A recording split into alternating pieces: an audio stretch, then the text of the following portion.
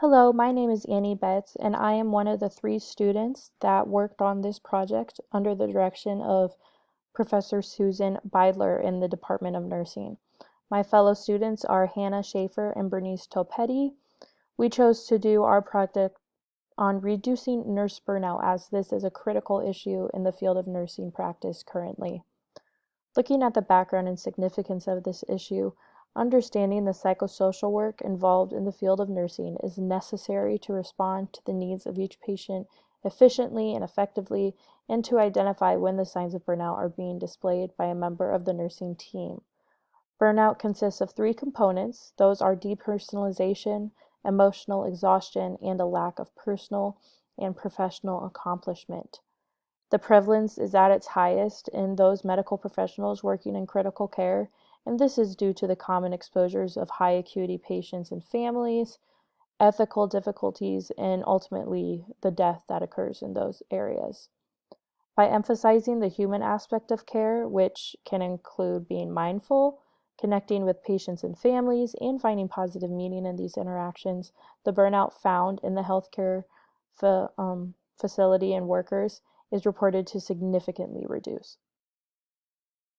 Looking at our PICO question, we decided to choose that in nurses experiencing burnout, what is the impact of effect of engagement on their feelings of emotional exhaustion, depersonalization, and personal or professional accomplishment? As we decided that this was going to be our topic in the issue that we wanted to focus on, we began to search for evidence.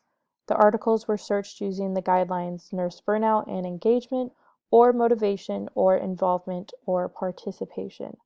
CINAHL Plus and Medline were utilized as the two databases for the research, and as the search was done, filters were used as well, and these included full text and abstract available, which assisted in limiting the results, as well as making sure that the publication year was between 2014 and 2020. We came upon three research articles that really addressed the main concepts in this project that we felt displayed the information the best, and they were selected for this poster. Those can be found in the lower right-hand corner of the screen. Looking at the three issues, we chose emotional exhaustion, depersonalization, and lack of personal or professional accomplishment. You can look at the figures in the center to see a greater array of how these are significant.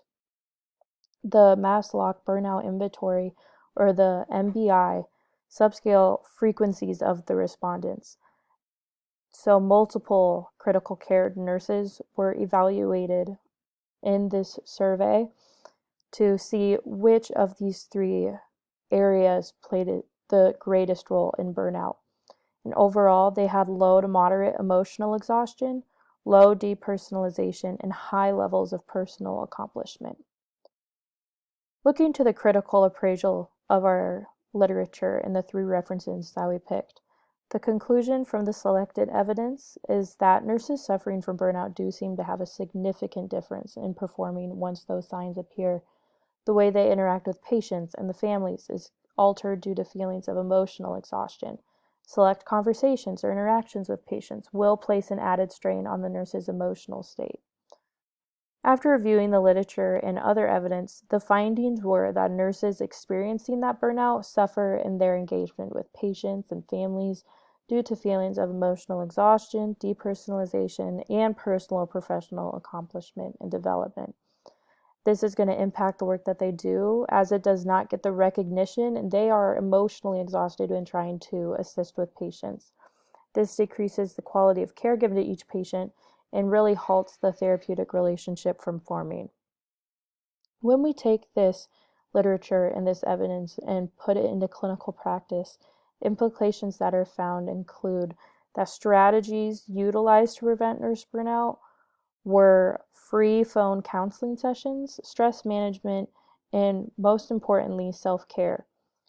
Being short-staffed is the main cause of nurse burnout, and it is important to prevent it. If not, it can result in a very hostile work environment and increase the burnout among the healthcare team. Increased communication among nursing coordinators, managers, and floor staff is necessary to evaluate what cares may be being missed and what increase in staffing is needed. The ultimate goal is to eliminate or prevent the nurse burnout and improve the quality of care that these patients receive. The recommendations for the practice change are for nursing administration to emphasize and educate the importance of self-care. This can include taking breaks, which assures that they are having time to themselves to relax. Nurses also need to help each other out and remember the importance of teamwork and collaboration. This will benefit themselves and their own patients. Most importantly, nursing administration must make sure that enough personnel is being staffed and that patient acuity is being taken into consideration when making patient assignments.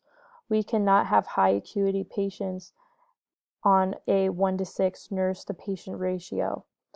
This should occur while also assuring that enough resources and supplies are available to utilize to help alleviate nurse burnout. We will now go on to questions.